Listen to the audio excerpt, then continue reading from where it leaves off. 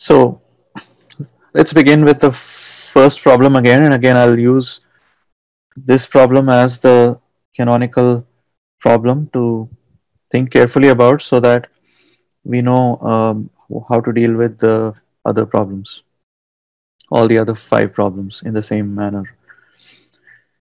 So you're given an array of stock prices, and you have to pretend that these are stock prices in the future.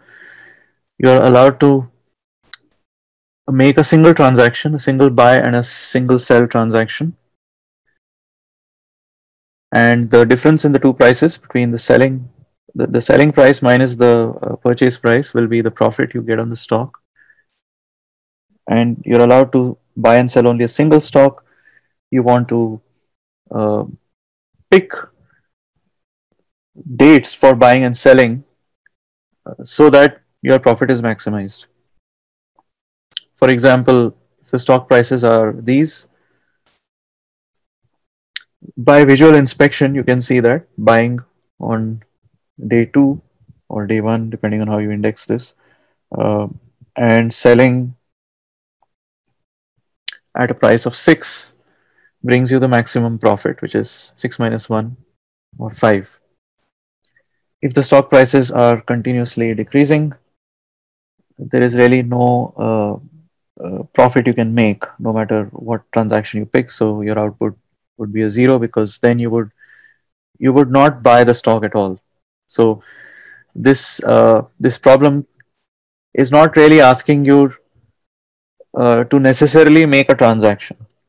What they're saying is you're allowed to make at most a single transaction.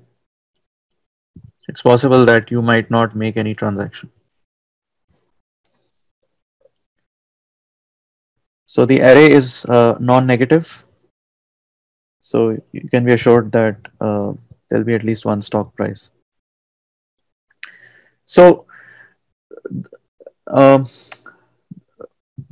a brute force approach, as you know, would just look at all possible pairs of buy and sell dates. Since there are n elements in the array, there would be n choose 2 dates, n choose 2 pairs of dates that you could consider. And so exhaustively looking at all of them will take order n square time. Even if you take a particular buy and a sell date, calculating the profit might take constant time, but there are order n square such pairs to consider, and picking the best among them will take order n square time. So we want to do better than order n square. We want to do better than quadratic time. And that's where we go for a decrease and conquer approach. Now, I want to state this decrease and conquer approach in a more in a way that hopefully will make more sense.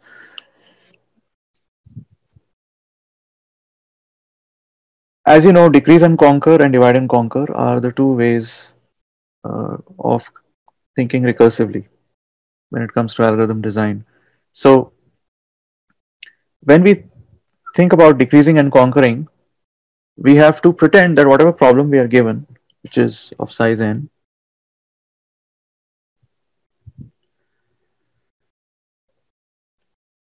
we have to pretend that somebody else has solved the problem up to size n minus 1.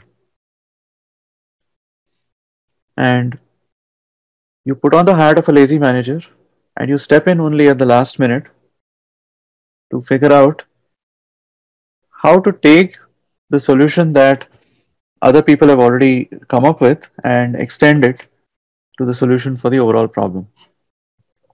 So as a lazy manager, you would look only at the last number and see how to take the solution up to that point and extend it to make the overall solution for the problem. And if you do this, everyone else in this hierarchy would also be doing the same thing. So whoever was assigned the task of finding the solution to the red rectangle would also be focusing only on the rightmost number of their subproblem, which would be index n minus 2, and letting somebody else take care of the preceding part, which is the green rectangle, and then stepping in at the end to figure out how to extend the solution to the green rectangle into the solution for the red rectangle. And so this is how it continues down this uh, imaginary corporate hierarchy all the way down to the leaf level worker who might just look at say the first element. Now, if you think about what the subproblem definition is for a general worker in this hierarchy, a general worker in this hierarchy is being given a prefix of the overall array. Let's say the prefix from index 0 to I, and is being asked to solve the same problem on that prefix. So let's take the problem statement blindly and translate it into what it means for an arbitrary worker in the hierarchy. So let's go back and look at the problem statement. It says return the maximum profit you can achieve from this transaction. Now we know it's less than or equal to one transaction, but let's say so let's define it like that. The problem that an arbitrary worker has been asked to solve is what is the maximum profit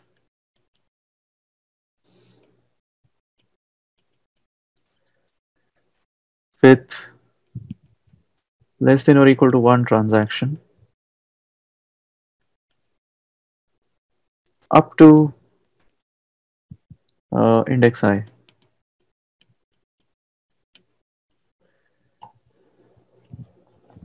So if we define it like this, so the global problem which the root manager is solving is up to index n minus 1.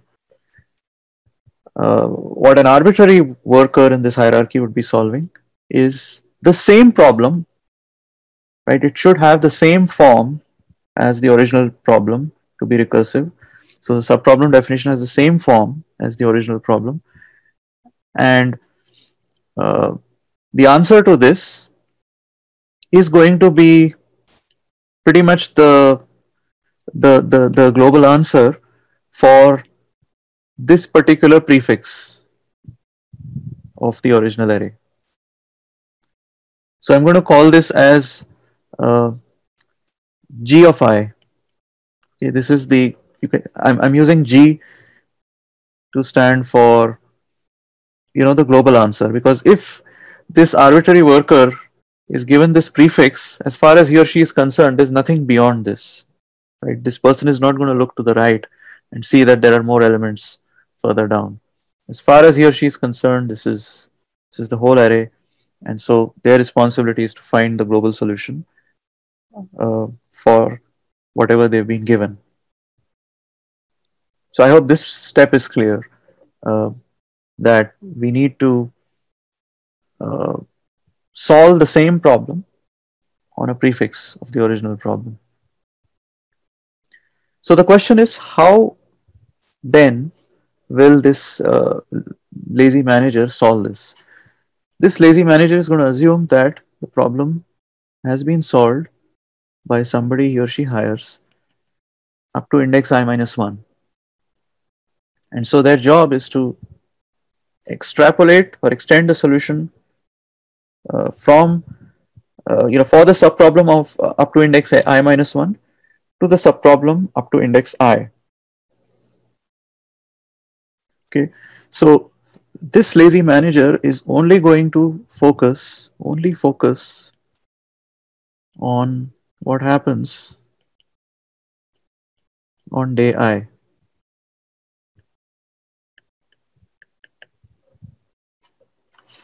I hope that makes sense. Now, what could happen on day I? Well, maybe nothing happens. Right? Maybe there is no transaction. Maybe there's no transaction on day I. So let's write this on day I. Maybe there is no transaction, or maybe there is a transaction. If there is no transaction, what would be the solution that this lazy manager uh, concludes for the prefix up to index I? Well, there was no transaction, so basically whatever the subordinate had computed up to index I minus 1, the solution for that will continue to be applicable even for even up to index I. So we'll say that if there is no transaction, then the solution is going to be given by g of I minus 1.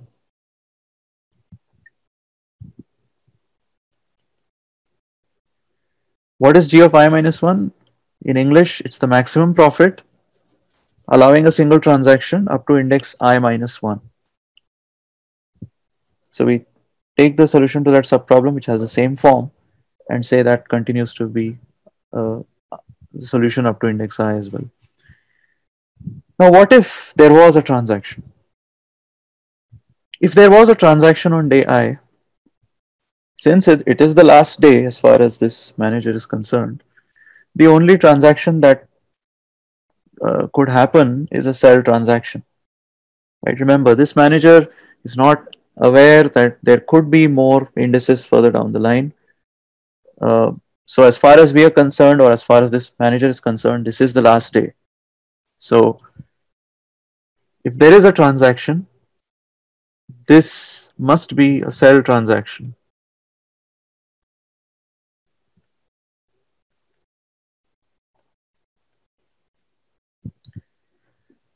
So if this last stock price is going to be involved in a sell transaction, maybe the profit accrued from this transaction could uh,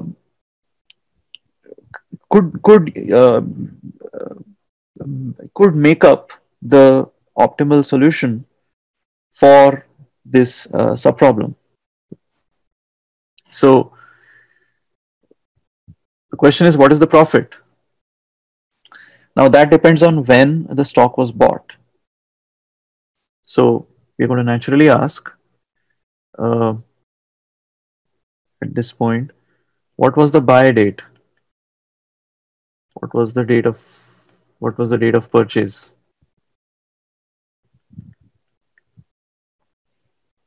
Now the purchase date in general could be anything from index I minus 1, I minus 2, I minus 3 down to 0. So there are order I different purchase dates. But if our manager spends order I time in trying out each of those purchase dates and uh, calculating the profit for each of them and figuring out what's the maximum profit, that's going to take order I time. And when we sum up that order I work across all the managers, that's going to lead us to quadratic time again, because so if so let me write this here. There are I minus 1, or you can say order I. Let's just make it a little, let's use asymptotic notation so we don't have to be exact whether it's I or I minus 1. There are order I purchase dates to be tried.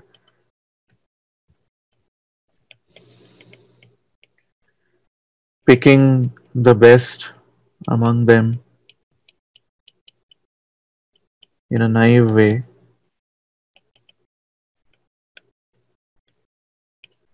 would take order I time.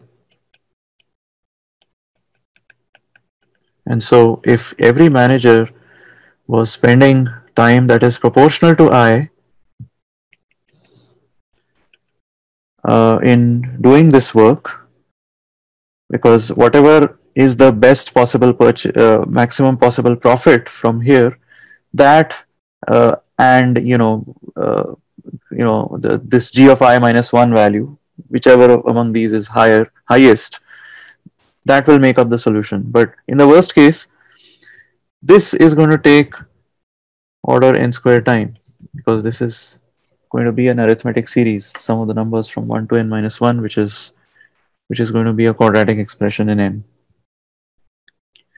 So that is not an improvement over the brute force. So we want to find a way to do this work much faster.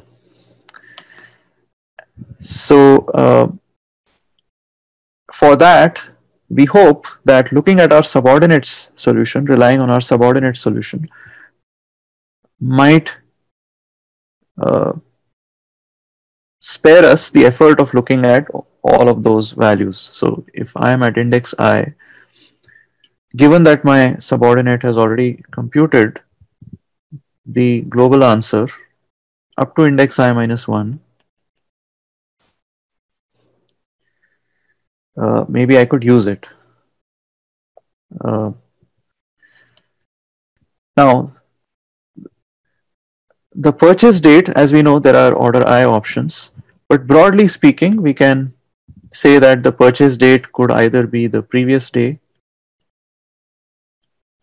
or some earlier day. And there are order I such earlier days in general. So why are we separating out the previous day from earlier days here?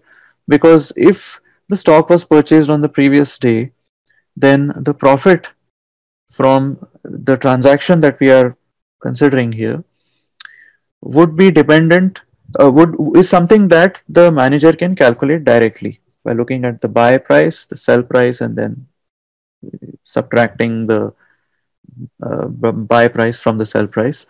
So that would be the profit from that transaction. Okay, so that would take time. So the name of the array was prices. So we'll say prices of I minus prices of I minus 1.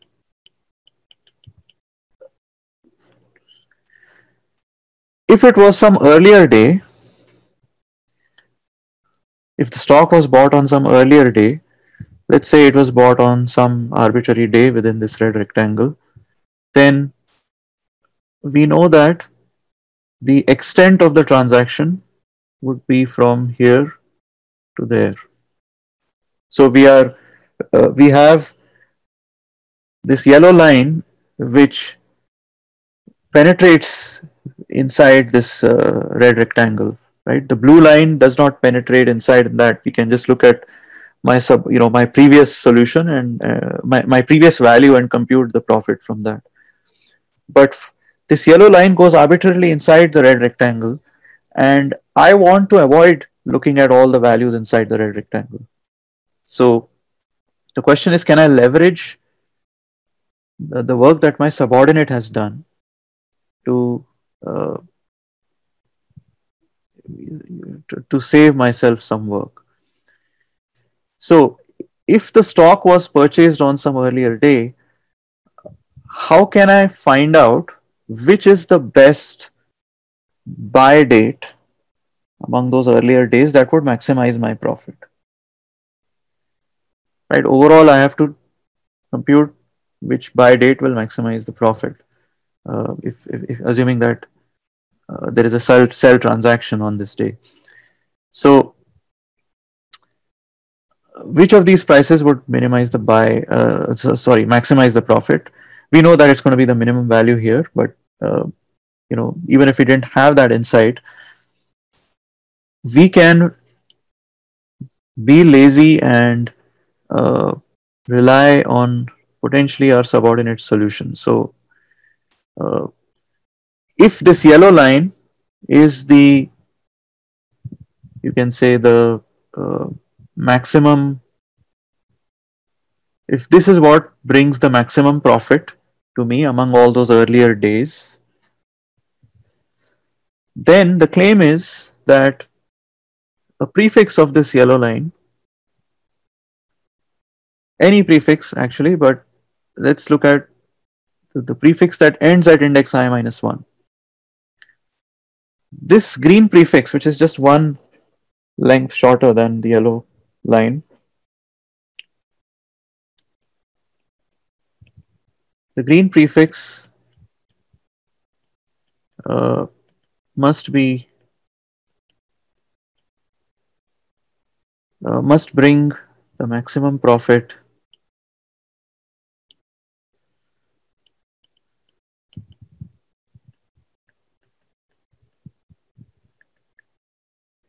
uh, if the sell date, up to my subordinate, right? So if the sell date is I minus 1,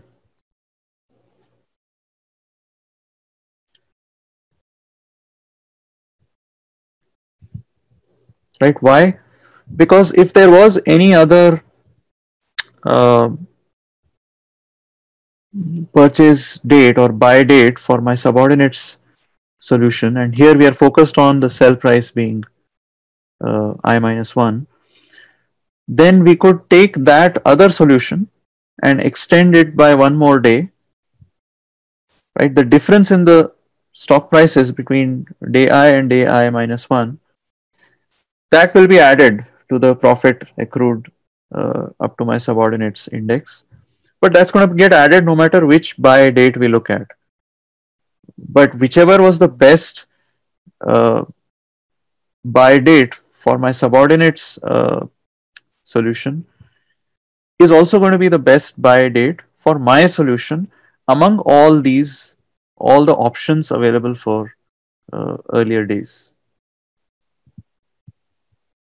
right? Because every earlier day option for the purchase price is an extension of my subordinate solution, because there is a prefix of that which also extends up to my subordinate. So if I know from my subordinate what's the best uh, transaction that ends at index I minus 1, I just have to extend that best one, right? And so this proof is again has the same form that we have had for uh, proving optimal substructure for other dynamic programming problems, which is that uh, if there was a, a better transaction ending at ending with a sale at index I minus 1, we could switch to that and improve the yellow solution, which is impossible, which is a contradiction. It's a contradiction because we are assuming that we are looking at uh, a picture of the best possible solution that ends at index I. So this means that there is optimal substructure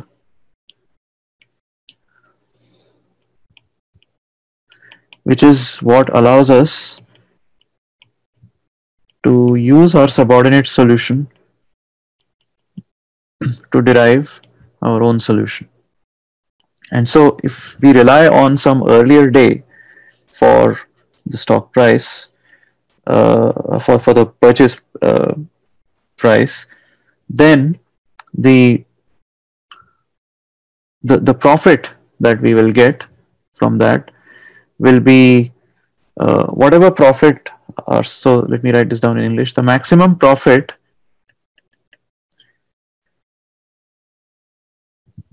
um, with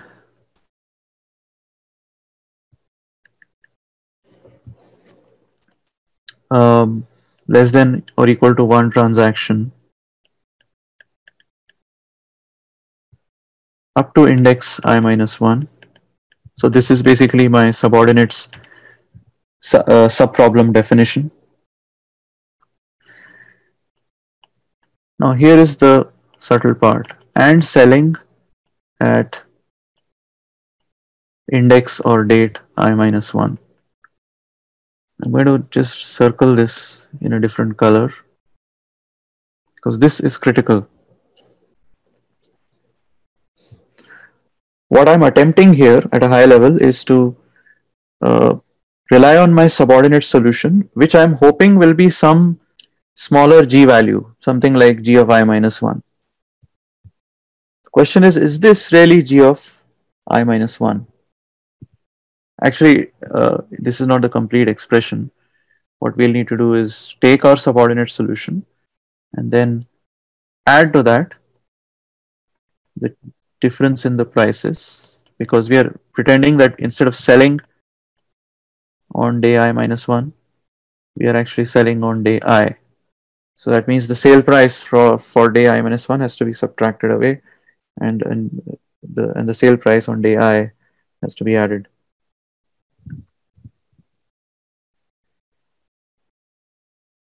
Right. So this is just like if you have the stock price varying like this, and on the last day it goes up like this. So this is I minus 1 and this is I, and let's say the purchase price was somewhere here. So this would have been the profit for my subordinate, and what we are saying is the profit for me is going to be the red profit plus the yellow profit. I mean, plus the difference between the sale prices.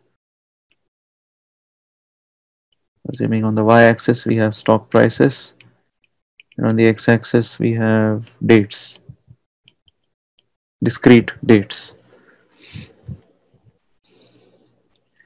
So if you are given the red length, the yellow length can be obtained by adding to that price, the difference uh, in the prices on the last day. So is this clear so far? Okay, there are a bunch of hands. Raju?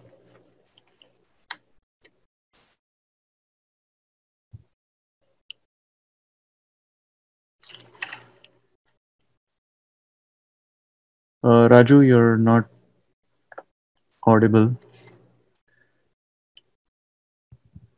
Jojan?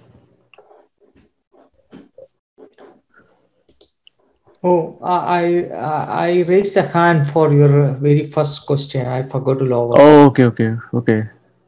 I see. Yeah, if you didn't lower your hand, then please lower it. Because I thought there are questions being asked here. Pratik? Hi, Omkar. I think one thing here that is like somewhat implicit in this thought process is that we are not really talking about when was the purchase date, right? Or we're not looking at the buy transaction at all. That is implicit from my subordinate, like when it was bought, and that is Yes. being accounted for Yes, already. exactly. Okay. We are not, we don't want to peek inside that red rectangle and look at all those prices. We want to just look at the interface with our subordinate. Maybe just look at my subordinate's value. That's about it. I don't want to peer inside any more values. So yeah, that's the decrease and conquer thinking. If you've done mathematical induction, that's what typical proofs are like. You assume that things are proven up to n minus 1 and you try to prove that the nth, it also extends to the nth uh, number. Okay, Saadeddin. Hi, can you hear me? Yeah, hi. Yeah, so just to clarify, the some earlier day, the right section of that tree, we write some earlier day and then max profit with less than or equal to one transaction up to index I minus one. In this case, this includes the case where there's a transaction and the purchase was up to index I minus two, and the selling at date I minus one, and the case where there was no transaction at all, right? Yeah, so that is the subtle point that I wanted to come to, which is why I circled this phrase in blue. If you look at the uh, uh, problem description and the the sub-problem description has the same form as the original problem. Maximum profit with less than or equal to one transaction up to any index. But what we are actually expecting from our subordinate in order to compute the uh, best transaction where I'm selling on day I, uh, but I'm buying on some earlier day. What the information I'm expecting from my subordinate here is not exactly g of I minus 1, because g of I minus 1 would be the best, the optimal solution up to index I minus 1, which could be a transaction that might have happened somewhere here. It doesn't have to have ended at index I minus 1 with a sell. Right? The selling date could have been much earlier. So this phrase, maximum profit with less than or equal to one transaction up to index I minus 1, that first part sounds exactly like G, but then we have this more specific phrase that because we are extending our subordinate solution, we are really looking specifically for the best transaction which ends with a sale on index I minus 1. So it's G of I minus 1, but with the sale happening at I minus 1. Yeah, and the claim is that because this is not G of I minus 1, we need to give it a new name. This is something that needs to be given a new name, because this subproblem which we are expecting our subordinate to solve is really the subproblem: find the best transaction which maximizes the profit in your prefix, right, up to your index, but which specifically ends with a sale on the last day, right? That is Okay, at so index I minus. so it doesn't include the case where there was no transaction happen. It has to be a transaction, but with the sale date at I minus 1. That's what the green square is. Yes. Okay. Uh, Like in the graph, in that chart you have on the left. so, yeah, go ahead. Actually, so let me clarify.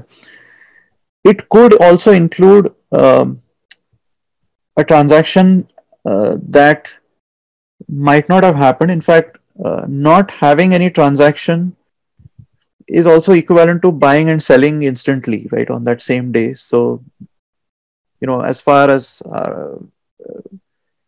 they're equivalent. Whether we can say there were no transactions, or we can say there were 5 transactions, or as many as we want, but they were all instant buys and sells, and so we don't really account for them. Hmm. So uh, so it could be a transaction that ended at index I minus 1, but the buy date was also index I minus 1, in which case it's as good as saying there was no transaction. Does Okay. that make sense? So Yeah. that's how you can say that they're equivalent, whether there was no transaction or even if you impose a constraint that there must be a transaction. If you allow for buying and selling on the same date, which all of these problems do, except for the cool down problem, but in general all of these problems allow that. So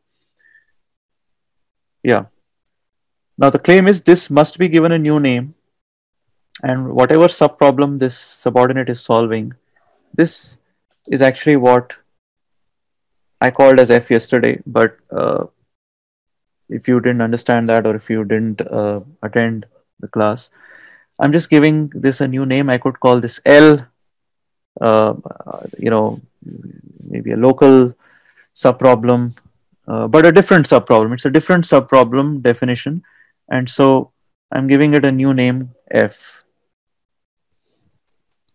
So, in other words, we are expressing g of I in terms of g of I minus 1. That's one option. The other option is, it's just if the if there was a transaction, it must have been a cell transaction. And one option is that we don't need to look inside the red rectangle at all. It could have started on index I minus 1 and ended at index I. But if it did go inside the red rectangle, then we rely on our subordinate to tell us what's the best such transaction that ends at index I minus 1, which is the transaction that I would want to extend up to my index. And that becomes a slightly different subproblem. So I can, I'm going to take more questions, but I'm just going to write this up as an equation for now, which is that g of I. So let me actually first write the English definition of g of I and f of I side by side. I'm just going to copy what I wrote for g of I. It's the maximum. It's basically the original problem given to us in the original interview problem given to us, but applicable at the level of an average worker in the hierarchy. So maximum profit with less than or equal to one transaction up to index I. Maximum profit with less than or equal to one transaction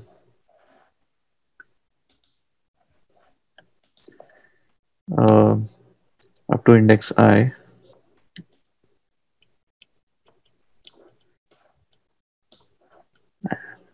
And f of I is the maximum profit with less than or equal to one transaction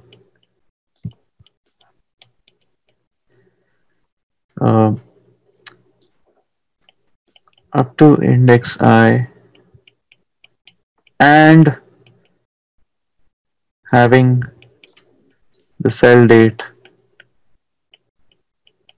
be I.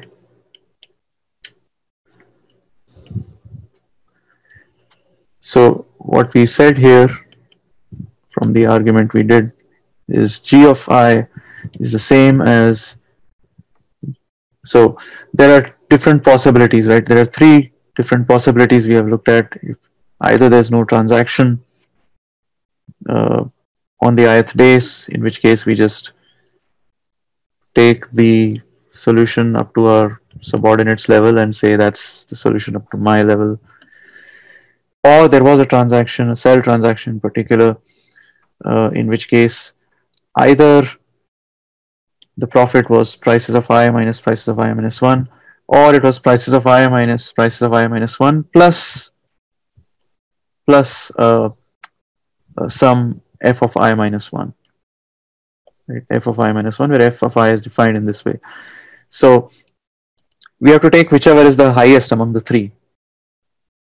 So it's going to be the max of this, this, and this.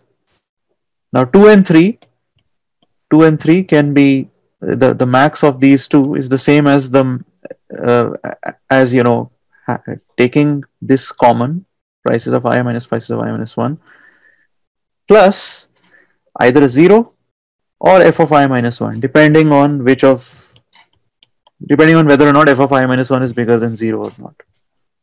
Right? So I can write this as, I can combine choices 2 and 3 and say this is prices of I minus prices of I minus 1. If you like, you could leave them as separate, but I'll write them like this for now.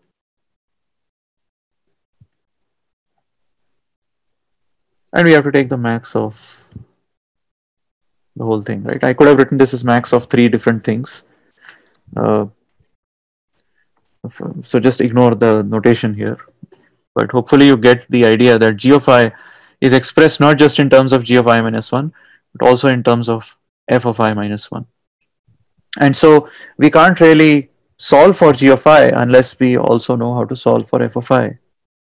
So it's a bit like the tiling problem we did in a dynamic programming class, where you try to solve one problem and then you see that the subproblem you have doesn't have the same shape. The board does not have the same shape as the original problem. So how do we what would f of I be? So f of I is where the ith number is definitively involved in a transaction. So like Saad said, it's not, we are not allowing zero transactions here, but we can implicitly, uh, uh, this is not meaningless because we can treat any scenario where there are no transactions as there being a single transaction where the sell date is I and the buy date is also I. So we can mandate that the sell date has to be I in that way and subsume both of them. So given that there must be a transaction up to index I, at index I, how would we define f of I? We can actually look at the same diagram here and say, well, if there was a sell event at index I, uh, what was the buy price? What was the buy date? So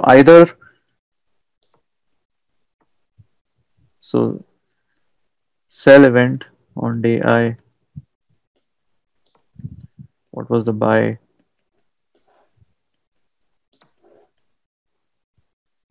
date? It could be the previous day, in which case the profit would be prices of I minus prices of I minus 1. Or it could be an earlier day, in which case we could rely on the solution computed by our subordinate. It's basically the same thing. We rely on the solution computed by our subordinate, which actually has the same form as our subproblem here, and extend it by one more day.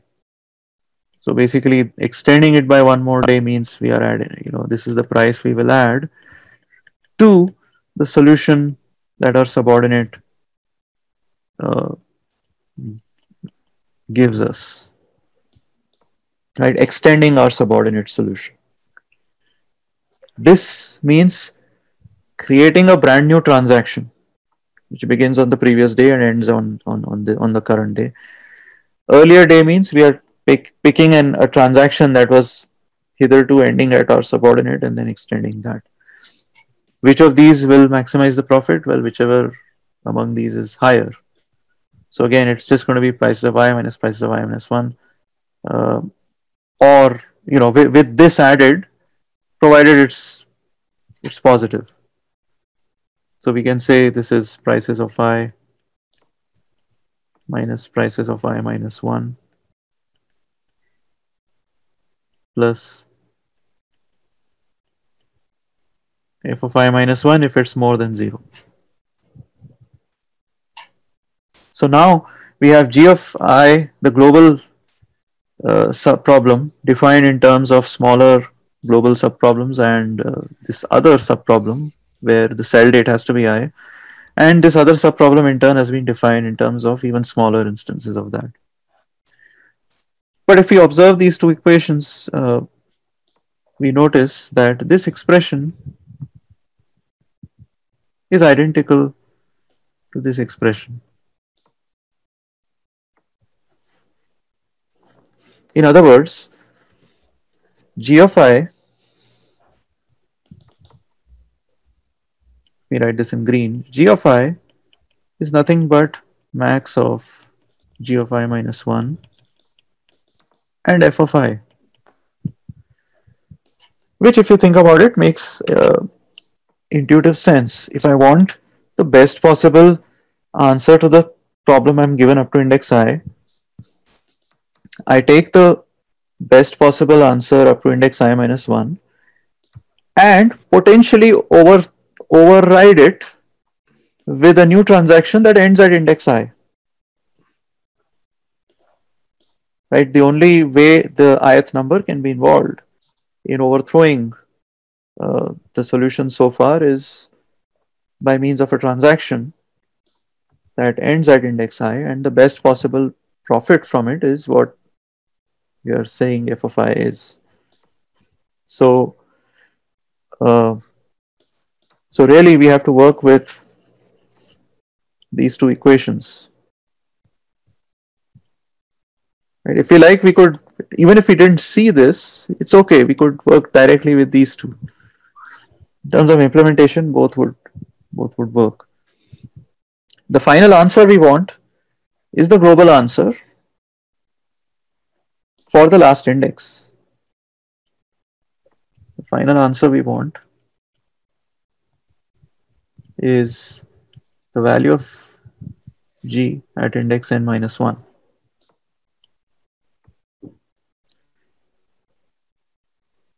And so we have these recurrences. The base cases are f of 0. So since f of I and g of I only look back one index, we just need a single base case. So what's the value of f of 0? F of 0 would be the maximum profit with less than or equal to one transaction up to index I, and having the sell date be 0. So there must be a sell event at 0, and the only way there can be a sell event at 0 is, if there was a buy event also at 0. So that would be It is with me. 0. And then what's g of 0? G of 0 is the maximum profit up to day 0. So that's not going to be anything different from 0. So if you understand this, everything from here on is just blindly taking these two recurrences and writing them down. What I actually did yesterday was to start by defining the problem in terms of f rather than g. I don't know if that confused anyone, but and the other thing I did yesterday was to not look at G and F both as sub problems for every manager. We actually try to look at G as a running variable. But I think we can start by looking at both F and G like this, and then we can simplify. We can optimize and see that we don't need all the values of G. Maybe we just work with the previous value to get the next value. Same thing for F. Those are all optimizations that can come later, as long as we have a working solution first, even if it's unoptimized. So any questions about this? Pratik Jakate. Yes, so one question here is we're doing max of 0 and f of I minus 1, but based on the definition, we know that f of I minus 1 is always greater than equal to 0. Oh, no, not necessarily, because the definition of f forces there to be a transaction. So it need not. So we're saying like it's less than equal to one transaction with max profit. And if there is going to be a loss, we could just do no transaction. So that would be 0, right? So G will be a 0 for sure. F. So if we look at the English definition of F, we need a sell event on day I, and we need a purchase date. So if there was no, I mean, I think we should say like we should force it to have one transaction, in which case this makes sense. Because otherwise, if it's less than equal to 1, then we say that we're both buying and selling on the index I. Okay.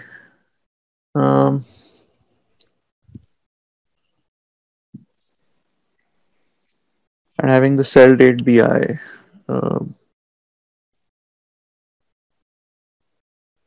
Yeah, so I think we should force there to be a. So we are forcing there to be a transaction. It's just that we are saying that the buy date could potentially be the same, uh, in which case f can always be made 0 if it is becoming negative. That's your point, right? Mhm.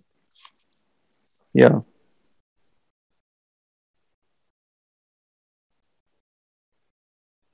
But also the problem definition doesn't allow the same date to be buy and sell, at least the one on Leetcode. So yes, but it's they. So if you assume that they allow it doesn't change anything. I think in the second problem, buy and sell stock too, they do say that you can buy and sell on the same day. So rather than having to worry about it on a problem by problem basis, why not just be consistent across all the problems and say that you can buy and sell on the same day if needed? Sure. So So with that definition, we consider FFI is always greater than or equal to 0, right?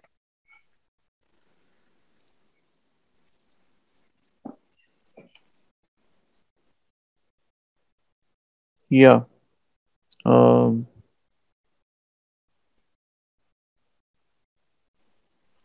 Right. So we could just have, you're saying we could just have f of I minus 1 instead of max of 0, comma f of I minus 1, which, which seems fine. Yeah. You could maybe simplify it like that. That was your point? That Yeah. this expression can be further simplified into f of I minus 1. Yeah. Right. And likewise this. Well, these two are the same. So,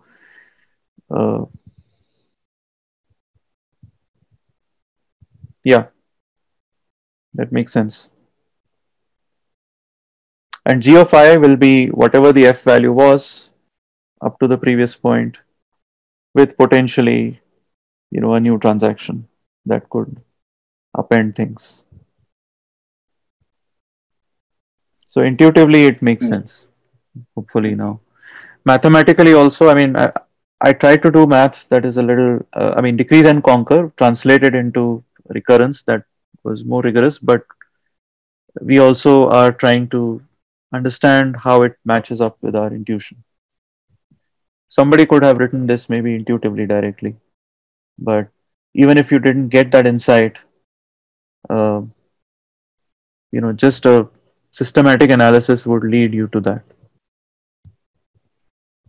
Pranav? Hi, Omkar. So my question is actually from just to clarify from the yesterdays where we are finding the local solution, and after each iteration we are comparing the local max with the global max, and if we do not in particular iteration update the global max, being local solution is less than the global max, we assume that there is no transaction on that particular day, right? Yeah. So if the global max is not going to be updated, it's because the local solution ending at index I was not strong enough. Yeah. Right. So in today's where you are saying gi is equal to max of g of I minus 1 and then other thing, we don't have to consider g of I minus 1 because ultimately at each iteration, if we're going to update the local variable, means update the global variable, then we don't have to worry about that part, right? In the max like we're considering like 3 max. Uh, well, the three maxes collapsed into two because two of those maxes were just, subsumed by f. Right. So uh, these two, this the max of this and this is what f of I is. Right. Right. This max of this and this. Are you trying to draw something because we're not able to see anything? Oh, Oh, okay. I was actually pointing to a different page. Uh,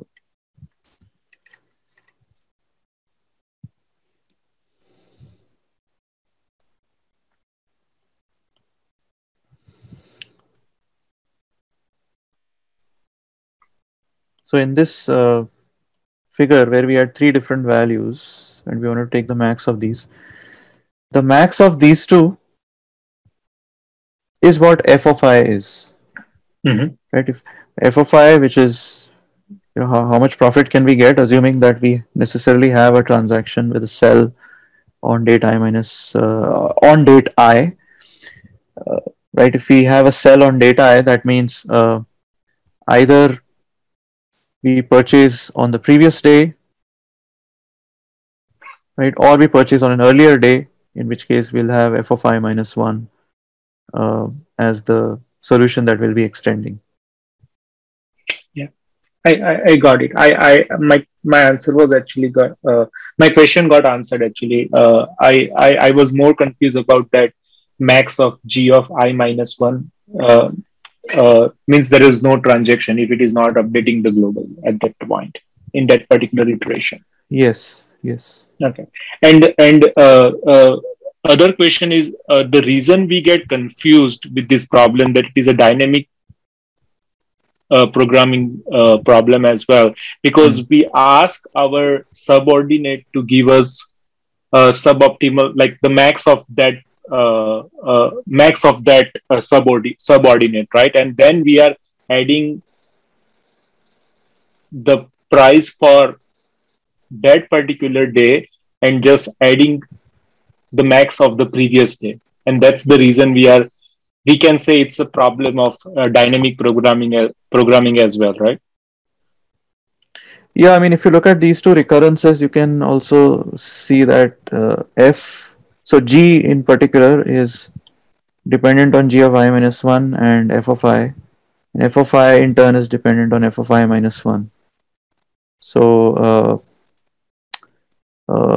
well, actually, yesterday, if you remember, I mentioned that this particular problem uh, need not be thought of as a dynamic programming problem, but if you look at the interdependence of f and g using these two equations, you see that f depends on f of I minus 1, and f of I minus 1 in turn well, I guess the f values just depend on each other, but the g values depending on how you implement this, right? So maybe you'll implement this in a way that f values are first calculated, then there would be a recursive call to g of I minus 1, and that g of I minus 1 in turn will make all those calls again.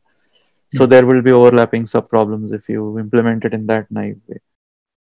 But if that kind of implementation does not make sense to you, then you need not even think of this as dynamic programming. It would just be plain decrease and conquer. Okay, thank you.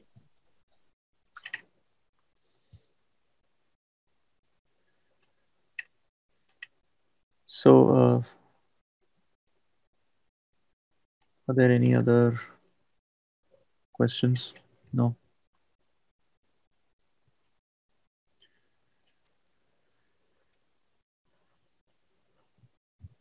Okay. So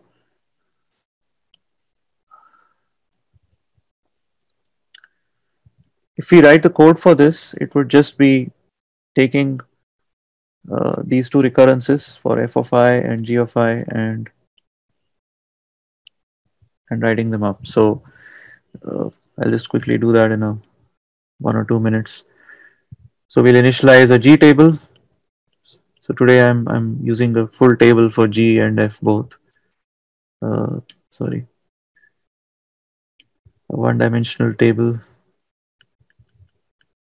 of size n. Both F and G would be one-dimensional tables of size n, initialized to 0.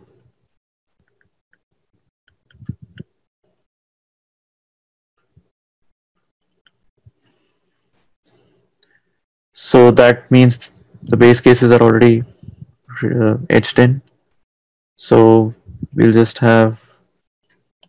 need to implement a straightforward loop which will go up this chain, a for loop that will start from I guess index 1 and go up to index n minus 1. So for I varying from 1 to index n minus 1,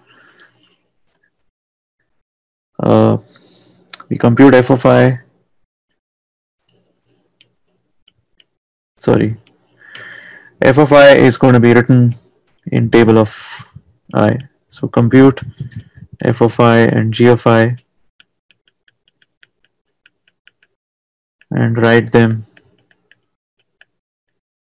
in f table of I and g table of I.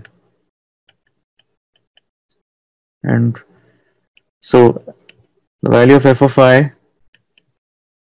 will be given by the delta in the prices of I minus prices of I minus 1 plus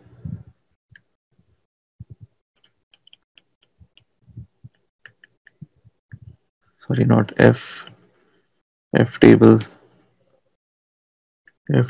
of I minus 1.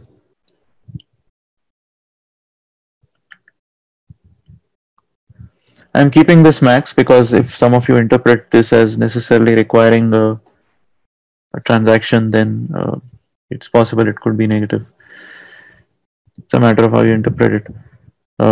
G table of I would just be the max of whatever it was before and the new value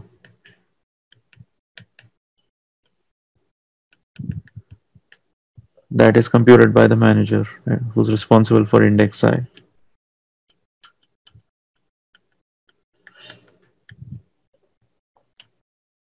The final value is going to be in G table of n minus 1.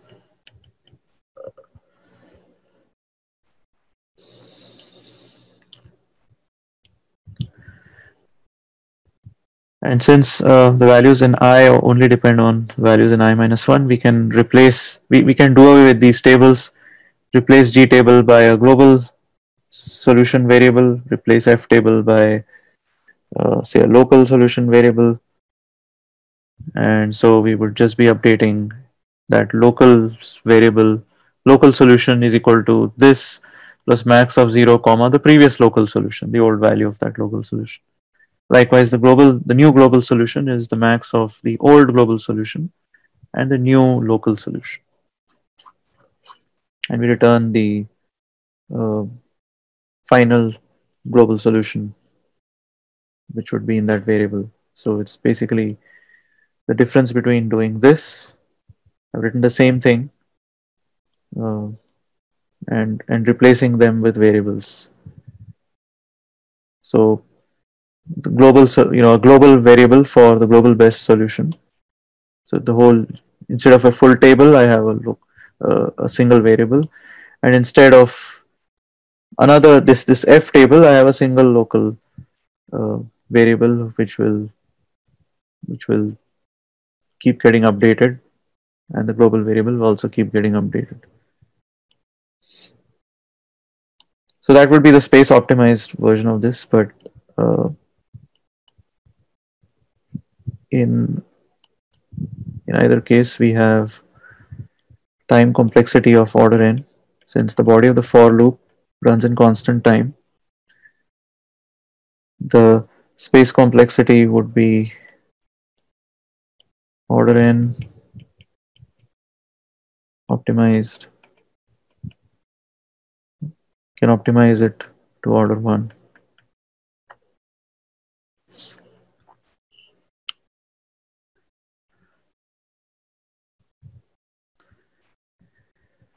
Can you walk through f of I and g of I and actual examples, list of prices? Okay, let's see. Let's go back to this. So 715364. 715364. So what would the F table be and what would the G table be? Let's say this is the F table, this is the G table, right? The local solutions and the global solutions. At index 0, both are 0. So those are our base cases. Now,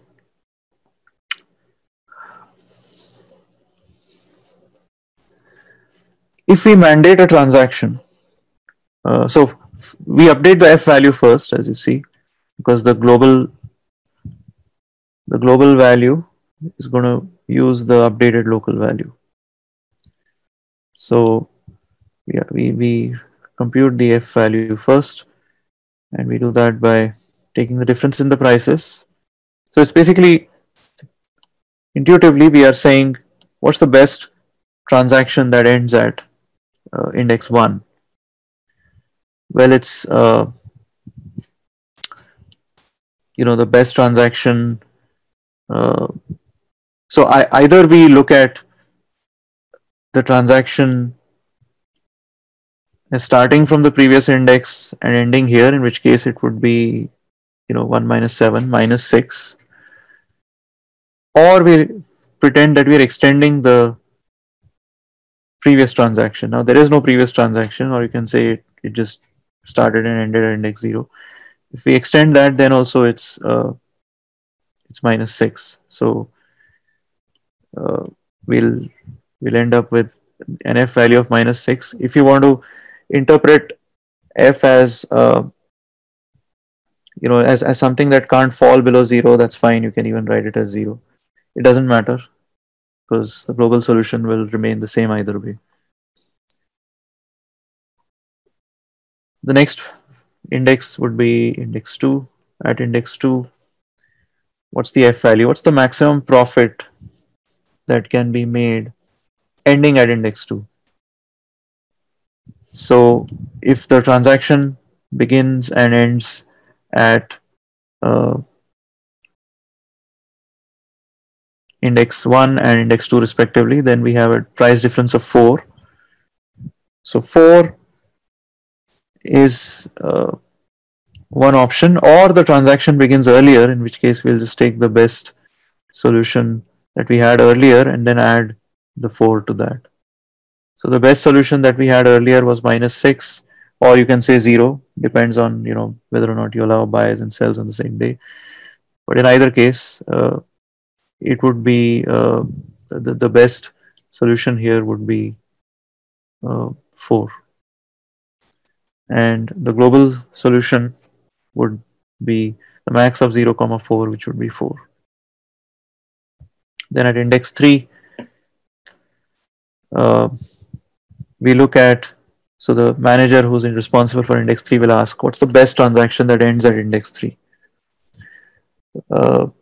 So if you allow a buy and sell on the same day, then obviously the 0 would be a contender as well. But if you don't, then you look at the previous day. 3 minus 5 is minus 2. So if you have a transaction which lasted only one day, that would be minus 2. If it lasted, if it was longer than that, then you pick the best solution from your subordinate and add a minus 2 to it, which would be 2. Since 2 is not any better than 4, the global solution won't change.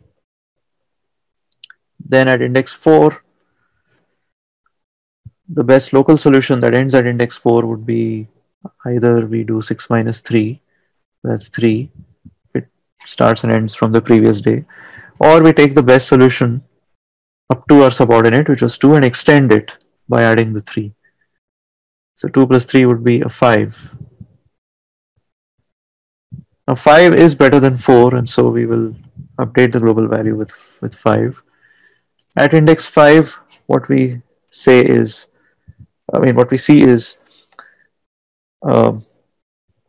if a transaction is to end at index 5, the best possible transaction that ends at index 5 will be either a short transaction like 4 minus 6, which is minus 2, or it will be an extension of our subordinate's best solution. So 5 plus the minus 2, which is 3, and it's not going to change the global solution. So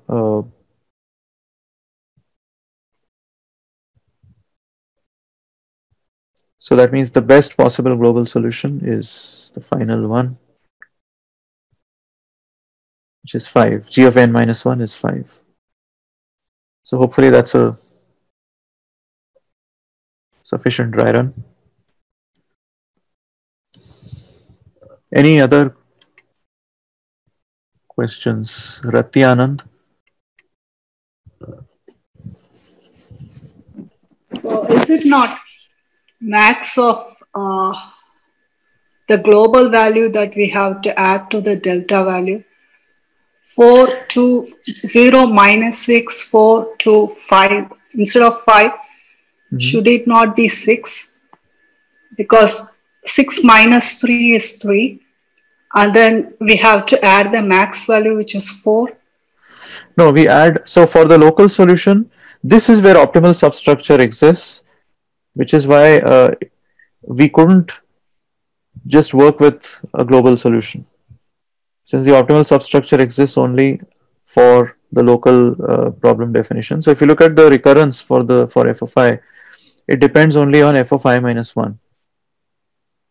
No, you were saying max of, right? Yeah, so max of, so the price difference, either the transaction began and end on the previous day, in which case this would be the price. So that would be what, 6 minus, that would be, which index were you looking at? 4 or 5? 4. 4. So that would be 6 minus 3, which is 3, if it began on the previous day. If it began earlier, then the best transaction which began earlier and ended at this index is 2. It would be incorrect to look at this 4, because if you notice, this global best 4 is a transaction that started and ended somewhere earlier. We cannot use that because we have to use a transaction that is ending at our subordinate and extend that. Okay, so it's got important. It. Thank you. Yeah, we have to only look at f values for that reason, not g values. So this is why even if we start out, we can't avoid having both global and local, right? And I mean, unfortunately, that's the case.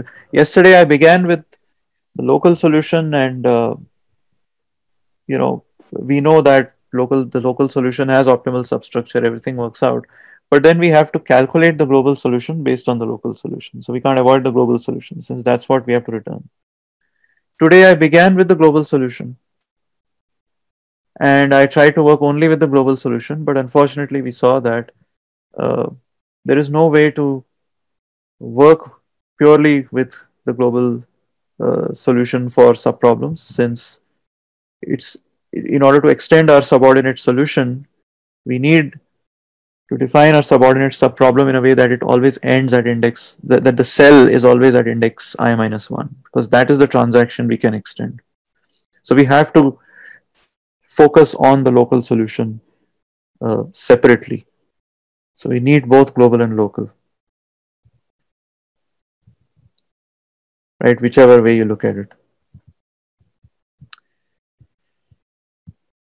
So does that make sense? Regarding this issue of whether or not you can buy or sell on the same day, the only impact it might have is if the best possible solution is negative, then that would be a different answer from saying 0. But it doesn't impact any of our problems, because what we are interested in is the global solution. The global solution can never be negative. So whether you can allow the local solution to be negative or not is not going to make any difference, because the global solution is going to be unaffected by that.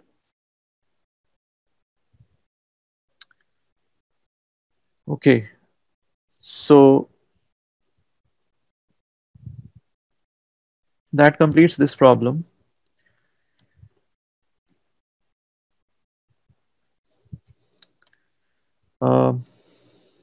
What I will actually do right now is, since there was so much discussion on this, so how many of you want me to solve buy and sell stock 2? I'll just go with your wishes here. You want me to solve this problem or the hard problem next? So just raise your hands if you want me to solve the hard problem. I'll see if it's greater than or equal to 50%.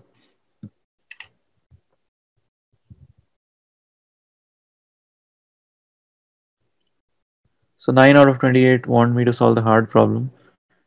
The rest want me to solve the medium problem. So let's do that. So let's move from buy and sell stock 1 to buy and sell stock 2 here. Interestingly, this used to be an easy problem. I remember when I did this in the class on greedy algorithms. It used to be easy that time. Now it's medium. I've solved both of these problems earlier in, I think one of them in the array floaters, the other in the greedy algorithms, the first of the greedy algorithms classes.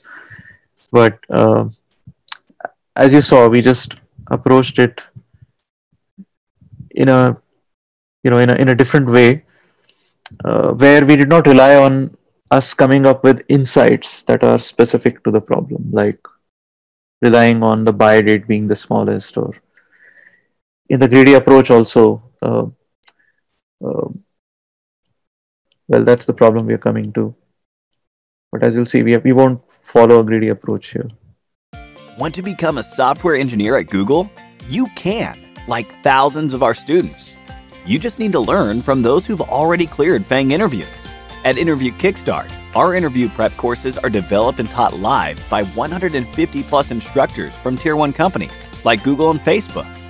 Our courses are tailored to help you crack software engineering domain interviews, including back-end, full stack, machine learning, embedded systems, data science, and more. To learn more, book your free webinar slot today